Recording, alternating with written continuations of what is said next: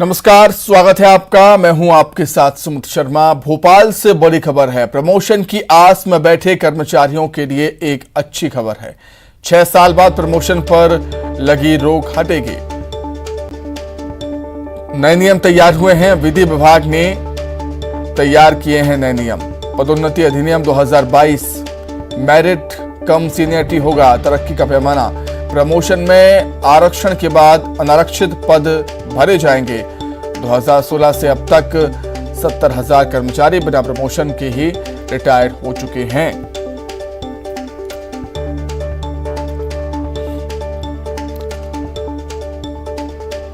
तो उन कर्मचारियों के लिए अच्छी खबर है जो प्रमोशन की आस में बैठे हुए हैं। 6 साल बाद प्रमोशन पर लगी रोक अब हटेगी।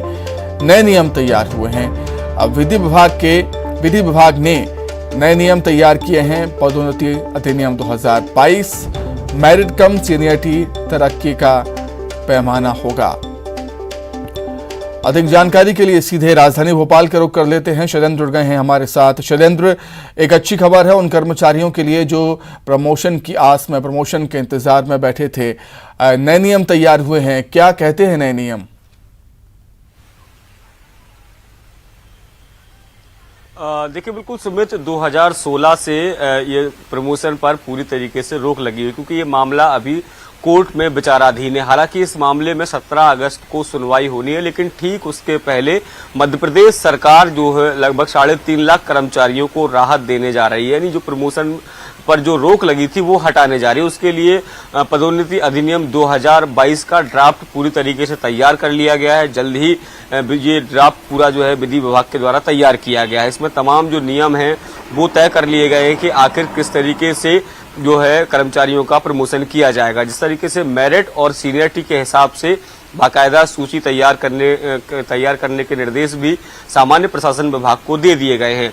अब इस प्रस्ताव को कैबिनेट में मंजूरी दी जाएगी और उसके बाद जो है वो रास्ता साफ होगा कि जो आस लगाए बैठे हैं कर्मचारी, लगभग 6 साल का समय हो चुका है मध्य प्रदेश में अधिकारियों के और कर्मचारियों के प्रमोशन नहीं हुए हैं, क्योंकि ये पूरा मामला सुप्रीम कोर्ट में विचाराधीन है। लेकिन अब उसके बीच का रास्ता निकालने का प्रयास जो है वो मध्य प्रदेश सरकार करने जा रही है और इस निश्चित तौर पर इस पूरे प्रयास से जब ये अमली जामा पहन लेगा, यानी जो कैबिनेट को मंजूरी मिल जाएगी, तो उसके बाद कहीं ना कहीं जो रास्ता पूरी तरीके से साफ हो जाएगा और जो 3.5 लाख कर्मचारी हैं उनको इसका लाभ मिलेगा। ये इसको एक तरीके से तरह से भी देख सकते हैं कि 14 महीने बाद मध्य प्रदेश में चुनाव होने हैं और ऐसे में ठीक उसके पहले कहीं ना कहीं कर्मचारियों को साधने का भी एक बड़ा प्रयास मध्य प्रदेश सरकार की तरफ से किया जा रहा है। लेकिन मध्य प्रदेश के जो कर्मचारी हैं जो इस आस में बैठे थे कि उनका प्रमोशन हो, क्योंकि 2016 से लेकर अब तक अगर हम बात करें तो लगभग 70,000 अधिकारी कर्मचारी ऐसे हैं जो प्रमोशन की आस में ही रिटायर्ड हो गए हैं। वो ये उम्मीद लगाए बैठे थे कि अंतिम समय में उनका प्रमोशन होगा, लेकिन नहीं हो पाया। जैसा कि हमने पिछले दिनों भी देखा कि पुलिस में जिस तरीके से कार्यवाहक के तौर पर प्रमोशन किए गए, तो भले ही वो प्रमोशन तो हो गए लेकिन उनका उसको वास्तविक लाभ जो है वो उतना नहीं मिल पा रहा। लेकिन अब जब पदोन्नति अधिनियम 2022 को मंजूरी मिल जाएगी तो निश्चित तौर पर मध्य प्रदेश के जो 3.5 लाख कर्मचारी हैं उनको एक बड़ा लाभ इसमें हो पाएगा। जी ठीक है शैलेंद्र, आप हमारे साथ बने रहिएगा। कुछ और खबरों पर भी आपसे हम जानकारी लेंगे। आगे बढ़ेंगे, अब बात करेंगे बूस्टर डोज लगने की, वैक्सीनेशन की। एमपी ने अपना ही रिकॉर्ड तोड़ दिया है। जी हां, एक दिन में 13 लाख लोगों को बूस्टर डोज लगाई गई है। मध्य प्रदेश में 15 लाख लोगों को वैक्सीन लगाने का टारगेट था। पिछले अभियान में एक दिन में 12 लाख लोगों को वैक्सीन मतलब बूस्टर डोज लगाए गए थे और इस बार एक दिन में 13 लाख लोगों को बूस्टर डोज लगाई गई है। तो अपना ही रिकॉर्ड तोड़ता हुआ एमपी। शैलेंद्र लगातार हमारे साथ बने हुए हैं, आइए उन्हीं का रुख कर लेते हैं। शैलेंद्र, हमने देखा था जब वैक्सीनेशन महाअभियान की शुरुआत हुई थी तब भी एमपी ने रिकॉर्ड बनाए थे और बूस्टर डोज की बात हो तो बूस्टर डोज लगाने में भी एमपी नए नए रिकॉर्ड बना रहा है। बिल्कुल सुमित, जिस तरीके से कोरोना से बचाव के लिए सबसे कारगर अगर कोई हथियार है तो वो वैक्सीनेशन है। देश के प्रधानमंत्री नरेंद्र मोदी अधिक से अधिक लोगों को वैक्सीन लगाने को लेकर लगातार अपील करते रहते हैं और मध्य प्रदेश में जिस तरीके से अब एक बार फिर कोरोना संक्रमण का थोड़ा सा रेट बढ़ने लगा और ऐसे में बहुत आवश्यक हो जाता है कि बूस्टर डोज लगवाए जाएं और उसी कड़ी में मध्य प्रदेश सरकार जो है विशेष महाअभियान चलाकर लोगों को जागरूक करने का काम कर रही है। पहले चरण का जब महाअभियान हुआ था तो उस दिन 12 लाख लोगों ने वैक्सीन लगाई थी, जो बूस्टर डोज लगाया था, जो कि अपने आप में ही रिकॉर्ड था। लेकिन जब दूसरा चरण जब इसका कल हुआ तो उसके लिए मध्य प्रदेश के स्वास्थ्य विभाग ने 15 लाख लोगों को वैक्सीन लगाने का लक्ष्य रखा गया था, और उस लक्ष्य को 15 लाख के बदले लगभग 13 लाख लोग जो है वो कल बूस्टर डोज लगवाया। ये अपने आप में रिकॉर्ड है, क्योंकि पिछले महाअभियान में जहां 12 लाख लोगों ने बूस्टर डोज लगवाया था, लेकिन वहीं दूसरे महाअभियान में 13 लाख लोगों ने लगवाया। यानी मध्य प्रदेश ने अपना ही रिकॉर्ड तोड़ दिया है।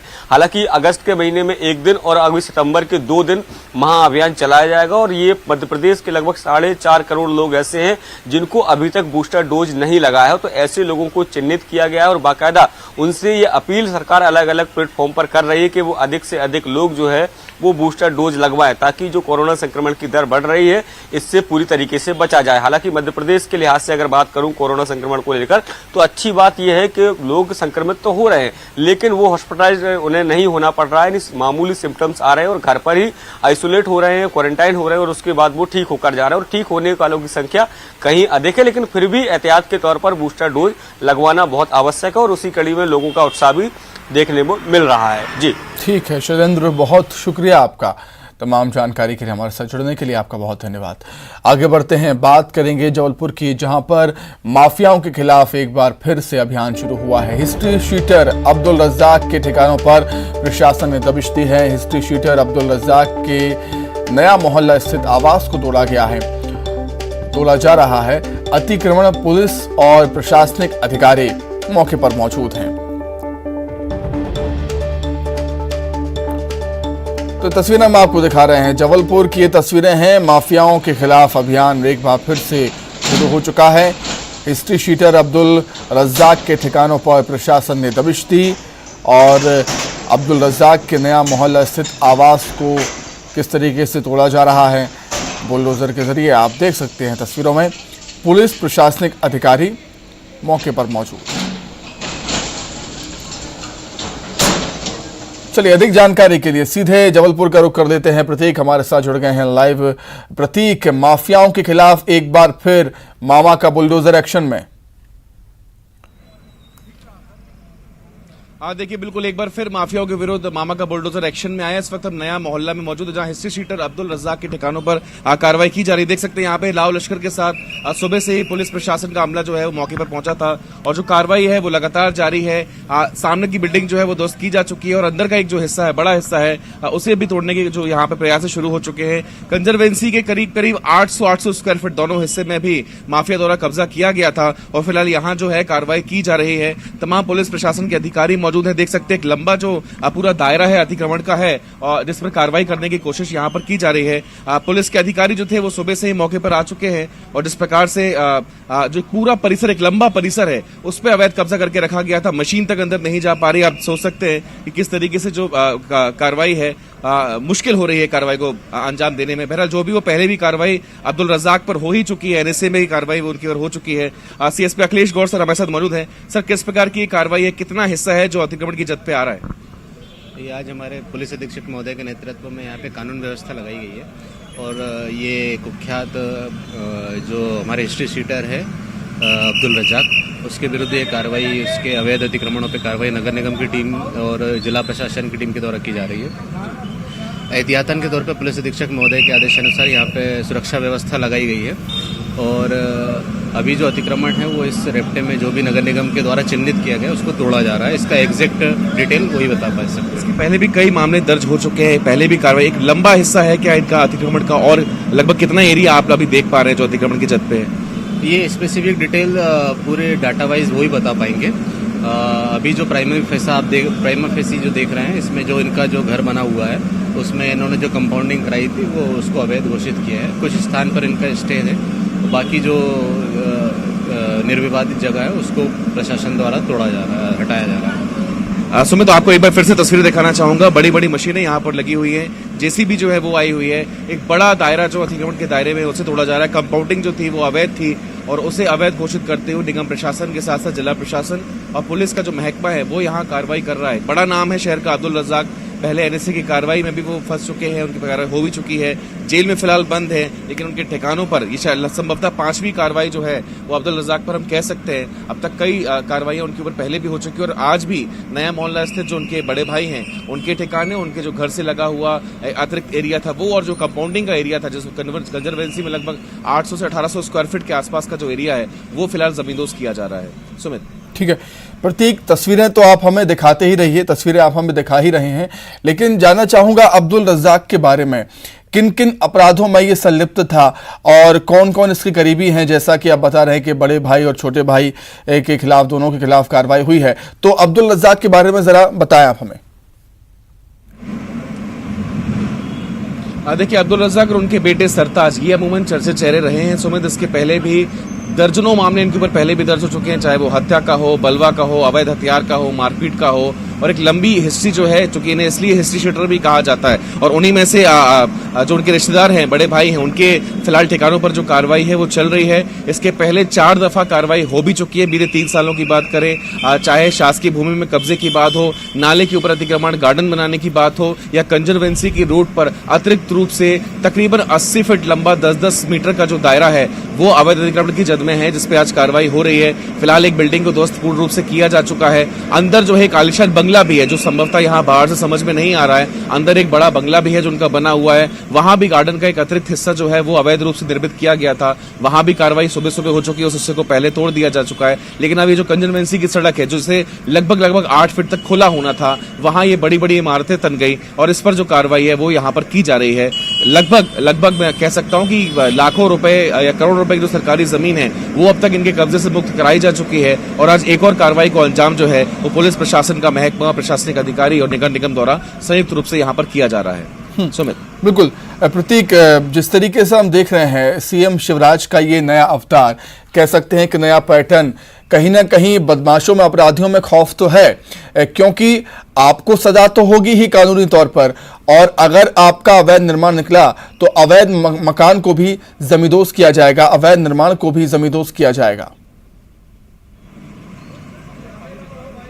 देखिए, विशेष तौर पे अपराधियों पर फोकस करते हुए सीएम शिवराज सिंह के स्पष्ट निर्देश थे कि जमींदोज कर दिया जाएगा, जमीन में गाड़ दिया जाएगा। ऐसे शब्दों का इस्तेमाल तमाम ऐसे कुख्यात अपराधियों के लिए वो पहले ही कर चुके हैं और आज भी इसी कार्रवाई, जो ये कार्रवाई देखी जा रही है, उसी जद के तहत की जा रही है। और बेशक इसके पहले भी माफिया विरोधी अभियान के तहत बड़ी कार्रवाइयां जलपुर शहर में हो चुकी है। लंबे समय से बंद थी, चुनाव था, लेकिन एक बार फिर से आज से इसकी शुरुआत यहां पर हो गई। और सबसे बड़ा जो टारगेट आज अब्दुल रज्जाक और उनके जो करीबी हैं उन्हें बनाया गया है। एक लंबी फहरिस्त रही है उनके अपराधों की भी और उनके अवैध कब्जों की भी। पुनः तस्वीरें आपको दिखा दूं और उनके बारे में बताता जाऊं कि आज भी बड़ी ओमती चौराहे पर से लगी हुई जो ये जो अवैध इमारत थी, अवैध हिस्सा था, उसे भी यहां पर लगातार कार्रवाई जो है सुबह 6 बजे से चल रही है। तड़के सुबह से ही पूरी जो टीम थी उसे अलर्ट कर दिया गया था। एहतियातन बड़ी संख्या में जो पुलिस महकमा है वो यहाँ लगाया गया है। देख सकते हैं बड़ी बड़ी मशीनें यहाँ पर लाई गई है, चूंकि जो अवैध निर्माण का हिस्सा है वो बड़ा है, काफी अधिक है, इस लिहाज से अमूमन मशीनों का उपयोग ज्यादा हो सकता है। तकरीबन 3 से 4 जेसीबी मशीन्स जो हैं वो यहाँ पर लाई गई हैं।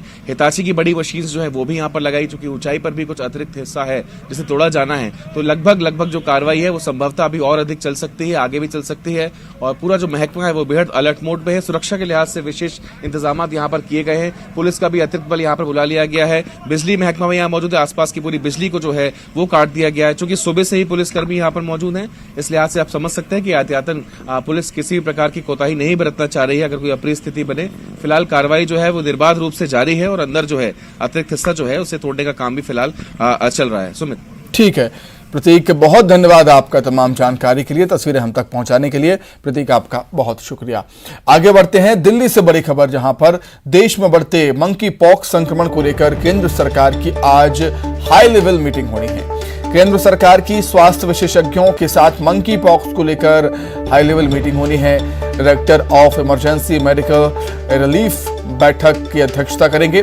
बैठक में स्वास्थ्य मंत्रालय के अधिकारी और WHO के डॉक्टर पवन मूर्ति शामिल होंगे। बैठक में मंकी पॉक्स की गाइडलाइन को लेकर चर्चा होगी। बैठक में मंकी पॉक्स के नए सिम्टम्स और मैनेजमेंट स्ट्रेटजी को लेकर भी चर्चा होनी है। तो जिस तरीके से हम देख रहे हैं, कोरोना के बाद अब मंकी पॉक्स की दहशत देश में बढ़ती जा रही है, उस लिहाज से देश में बढ़ते मंकी पॉक्स संक्रमण को लेकर केंद्र सरकार की आज एक हाई लेवल मीटिंग होनी है। केंद्र सरकार की स्वास्थ्य विशेषज्ञों के साथ मंकी पॉक्स को लेकर एक हाई लेवल मीटिंग होगी। तो इसी के साथ ही फिलहाल इस बुलेटिन में इतना ही। खबर लगातार जारी है। नमस्कार।